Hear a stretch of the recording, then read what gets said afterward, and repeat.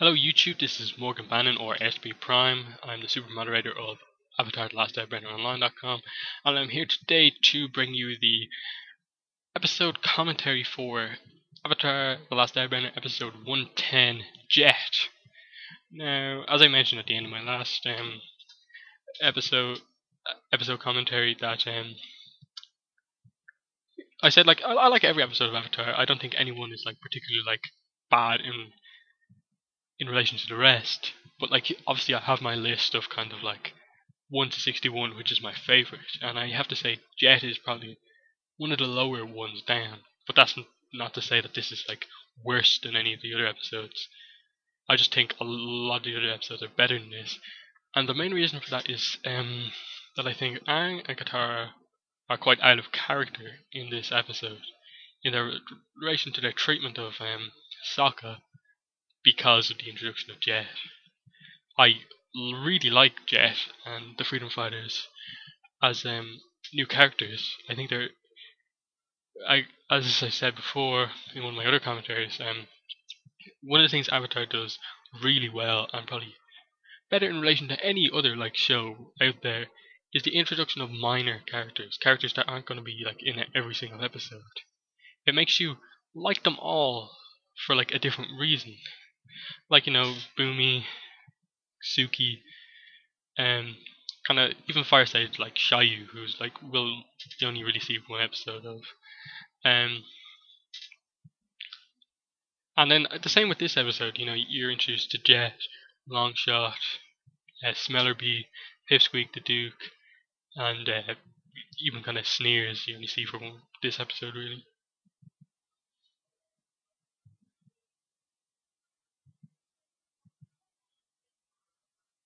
And then we're kind of introduced to this episode with Sokka taking command, and he's actually right here with that Appa is very noticeable, so they'll walk on the ground. But Aang and Katara are kind of against that,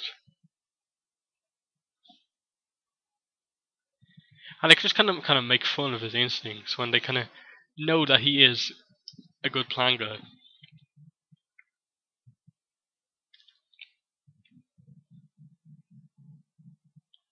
Excellent kind of voice acting there from Jack Desena, with the kind of voice cracking up and down.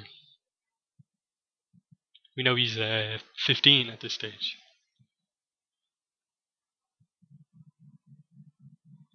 And then this is a reference to 104, The Warriors of Kyoshi, that Suki kissed him.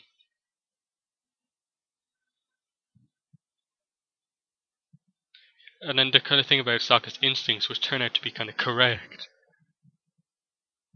And I just feel there's kind of really no reason for them to kind of be so kind of anti-Sokka in this episode. It doesn't ruin the episode. I just kind of, as I mentioned, this Katara and Sokka seem quite out of character at points in this episode.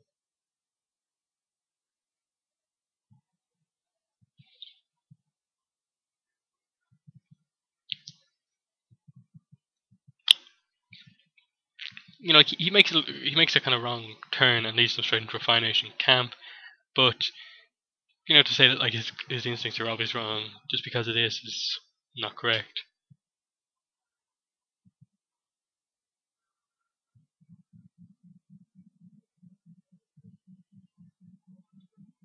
And we see that Katara is keeping the kind of pouch of water on her hip to always have a little supply of water to fight with.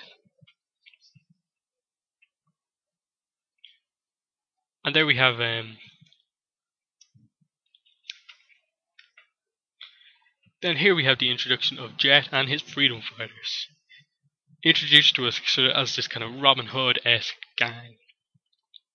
And then instantly you kind of love the kind of hooked swords of Jet, and just kind of the epicness of his character.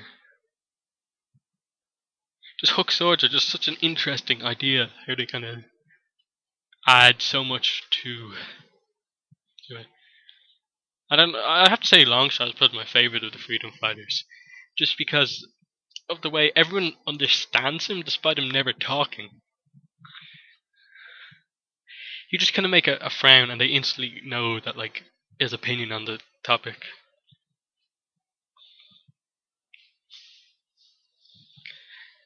and it's just interesting to see the kind of differences in the group. You have the big strong guy. You have Jed as the leader, Smelby as the kind of assassin girl of the group. You have kind of like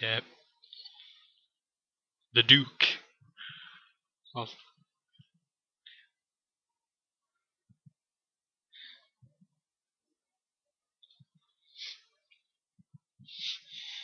I have no problem with the kind of Jet Tara kind of shipping aspect of this episode, because as we kind of find out, this is pretty much the first time that she has seen kind of like a boy of around her age outside of her brother and Aang. So obviously she'd be kind of attracted to him at first. My problem would be with this episode more is that they kind of make that kind of define the episode. That like Aang and Katara really like Jet, so they're again stuck in everything he does. They don't listen to him. What makes it kind of worse is that later on in this episode, there's many hints that you get that kind of Jet is not the instant kind of good guy. He is not the just helping kind of take out the Fire Nation soldiers.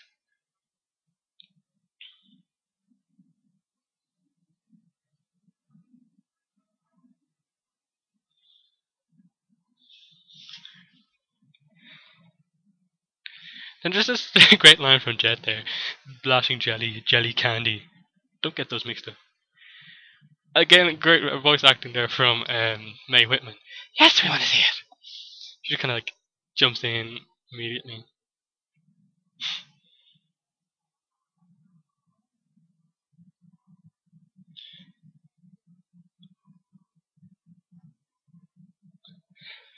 And then we just get this kind of like hilariously like so unnecessarily kind of romantic scene. The like leaves blustering around the place. She's completely kind of fallen for Jet.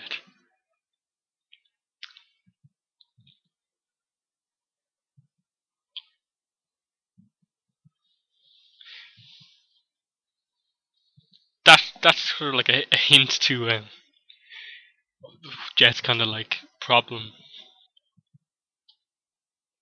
that we know that like he's set on revenge against the Fire Nation, all Fire Nation, even just the good people, not just the kind of soldiers who kind of blindly follow Ozai's regime.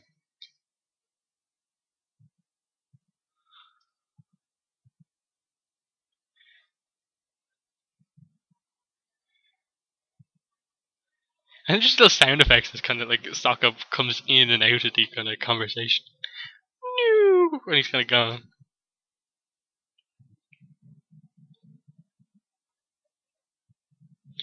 But as we see here, this is definitely one of the best animated episodes of the entire series. JM Animation do this episode, and as they do kind of most of the kind of like important kind of plot episodes and important character episodes too. You like great animation on the treehouse, all the trees, all the kind of leaves and stuff. And as we'll see later, like great animation on the bending as well.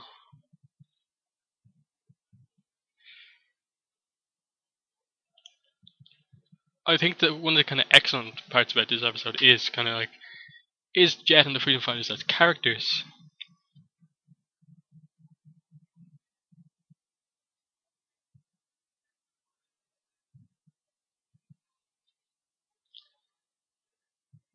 And just the way everything kind of goes kind of orange, red there, as you said, dead wrong. That kind of instantly tells you that like he's not that good.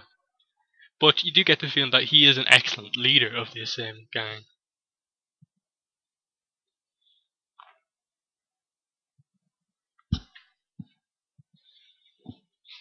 That's just a great line. Avatar, very nice. Just fantastic lines. And it goes to show even an episode that like I would consider probably one of my least favorite. There's still so many like excellent parts of this.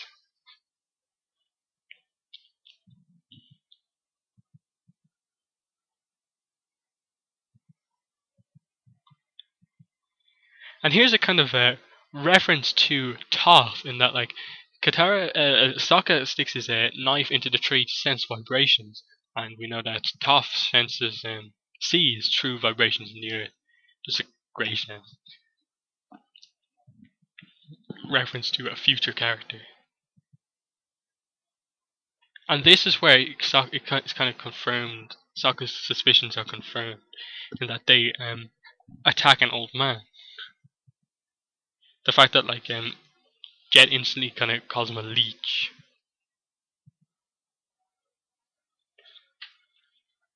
You do kind of get this kind of bad vibe from this scene that they are not that good. We see the kind of rage and anger has consumed Jet. He has a similar kind of backstory to Sokka and Katara, but unlike those two, they are not completely obsessed with this.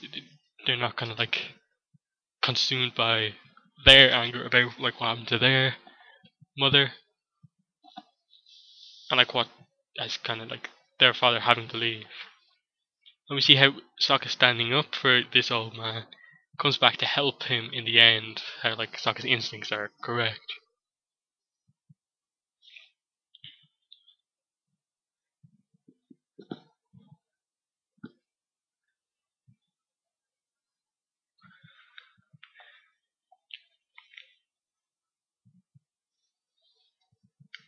And then kind of Katara hopelessly kind of like has a massive crush on Jet. And this is that's what I don't kind of like about Aang in this episode. In that, like, yeah, we know he's fun loving, but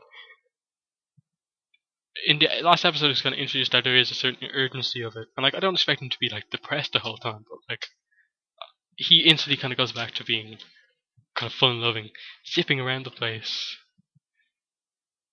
throwing kind of fun snaps everywhere. And this is actually kind of like Smellerby's dagger, and he's kind of lying to them. He just kind of refused to believe Sokka, completely kind of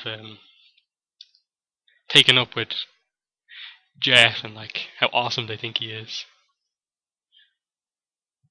We see that Aang is wearing the hat that she made for Jet.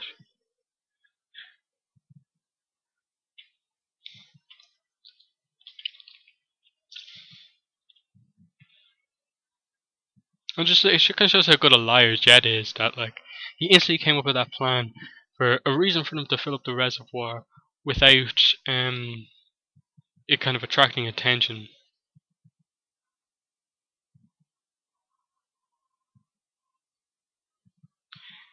This is the kind of scene that kind of defines like what I think is the kind of problem with this episode.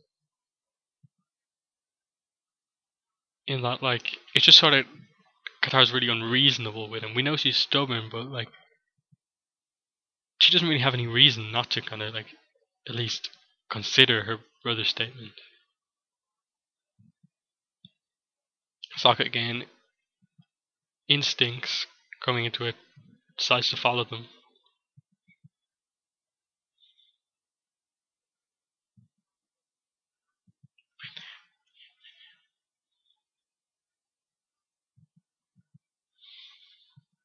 Blow the dam, that is Jet's plan.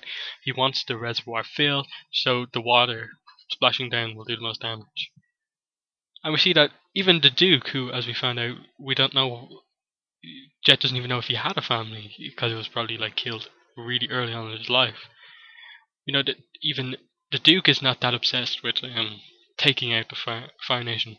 He understands that there are just regular families in that town. They may be Fire Nation, but they're just regular.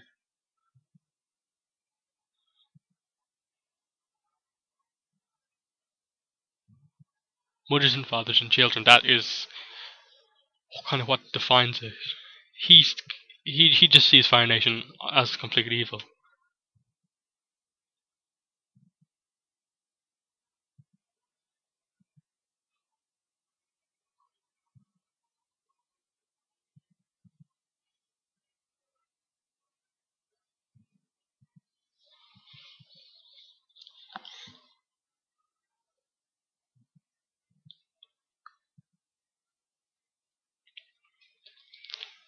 we just see he's sort of delusional in a way. He doesn't see how evil this is, and he doesn't completely come across as evil, and that kind of like it's just how good a character he is. Especially like as we see, he kind of appears in like a later episode.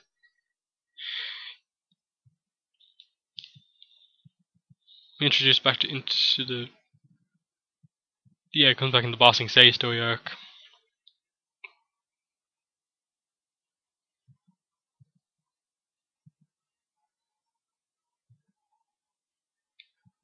Again, Jet uses the fact that he knows Katara likes her to do it. And what I like about this episode is that we know that Aang likes Katara, but he doesn't get jealous of the fact that it's obvious that Katara likes Jet.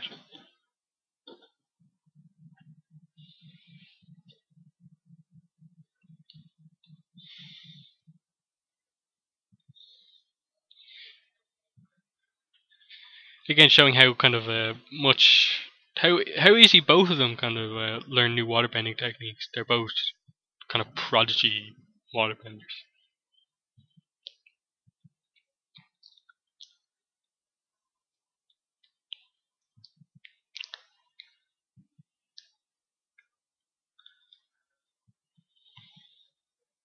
And just how like that shot there of the kind of geyser of water shooting out, it's just absolutely gorgeous animation. It looks so realistic.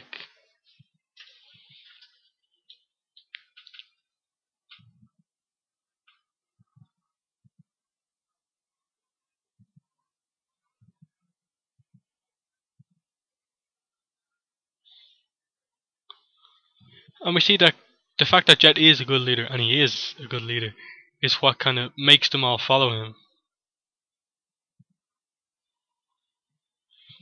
And then we see kind of how good a warrior kind of Sokka is becoming.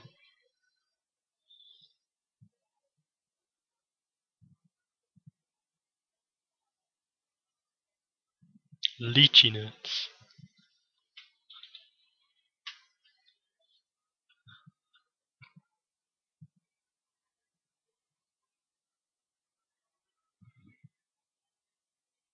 And then this is when they kind of realize that's where Jet is not the good guy they've been expecting.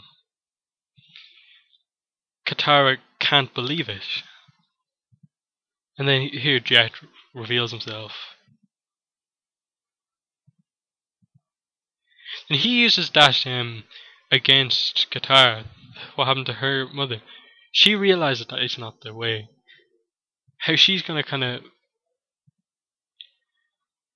We realize that this kind of may have an effect later on in 316, where she kind of wants revenge. I mentioned in that episode, you're becoming like Jet, which is kind of like the thing that she never wanted to be like. But here she realized that that's not the way. And here's the kind of. This shows off the amazing animation in this episode. The amazing trees, amazing colours on the leaves. And especially the way Aang's airbending is animated right here in this fight scene. When he makes the kind of massive, kind of spiraling air funnel, which is coming up. That is probably some of the best animation out of the whole series, and it's in season 1, which with a lot of animated shows, season 1 is probably it always kind of shows up like the kind of how better the animation is in the second season. But the fact that some of the best animation is in season 1 as well as the other seasons is testament to the show. And the 5 animation studios that kind of work. There's the spiraling air funnel that I mentioned before. As I was saying, the 5 animation studios that have worked on Avatar in total. This is including the unaired pilot and The Last Airbender Legend of Korra. The unaired pilot was done by Tin House Animation. JM Animation and Dior Movie did season 1 and 2 kind of together. As I mentioned, JM Animation doing the important episodes, Dior Movie doing the kind of less kind of plot heavy episodes. And then for season 3, JM Animation and Moi Animation do the episodes. Same way with Moi doing the less important episode.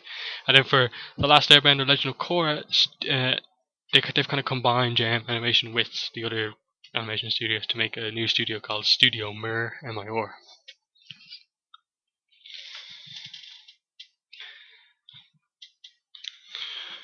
And there we see that airbenders can't fly without kind of like glider assistance, or unless he's in the avatar state.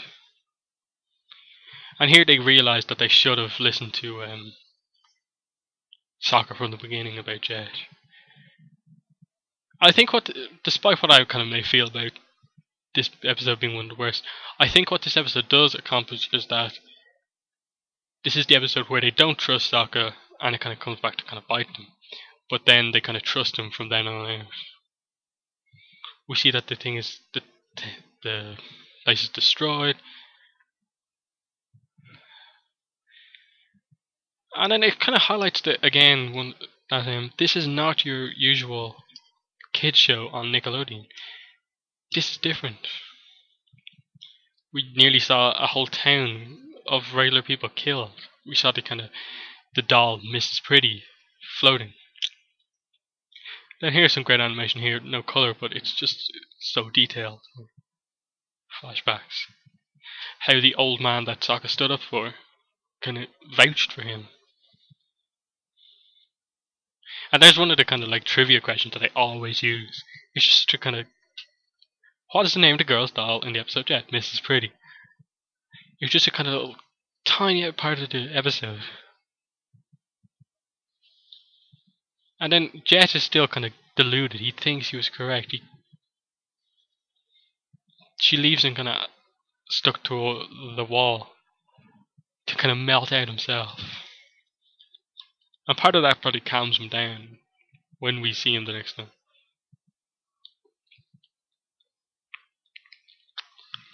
Again,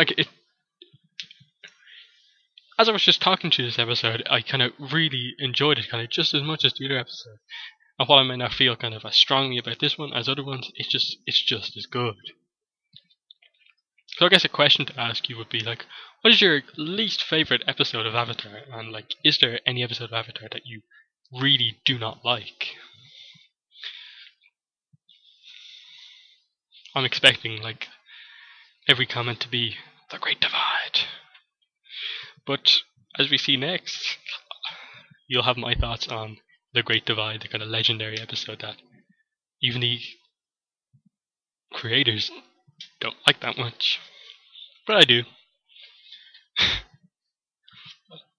Oddly.